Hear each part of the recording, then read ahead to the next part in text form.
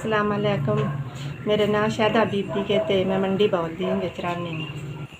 त्रै मेरे को बच्चियां ने ते मैं ना पिंड विच लैके बैठी गई हूँ।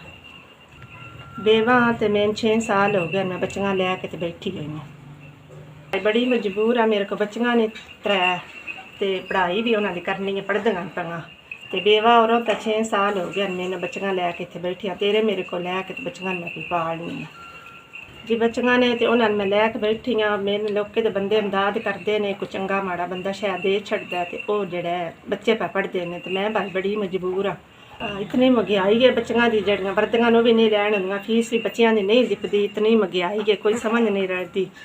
ते बच्चियां रोज़े रखदियां ने तो कोई लोके दा बंदा भी नहीं जिस इतनी इमदाद की नहीं, बस इमदाद करगे कोई बच्चियां रोज़े रखदियां ने भी कोई खर्चा पानी देवगे ने जां कुड़ियां दियां वर्दियां लैने आलियां कताबां लैने आलियां 100 शै लैने आली होंदी है तो कोई लोके दा बंदा भी इ'यां अर्ज किसी को कोई शै नहीं दित्ती।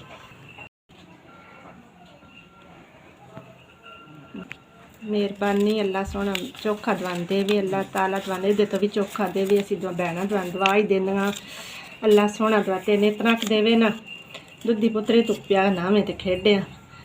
ਤੁਹਾਡਾ 5000 रुपया मैंने पहुँच गया तो मैं बेवा औरत हाँ। बच्चियां दे कोई कपड़े लैने ने, कोई किताबां लैनियां ने, कोई वर्दियां लैनियां ने ते तुहाडी बड़ी बड़ी मेहरबानी। अल्लाह मेरे भाई चोखा देवे, तंदरुस्ती देस ते तुहाडे पैसे मैंने पहुँच गए ने।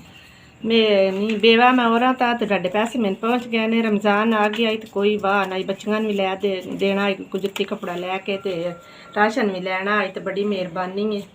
अल्लाह तुहानू चोखे ही मैनियां देवे, भैणां दी दुआ ही चाहिदी है। किसी गरीब गुरबे के सिरे ते हाथ धरगे तो अल्लाह देने नत्थों चोखा देंदा है।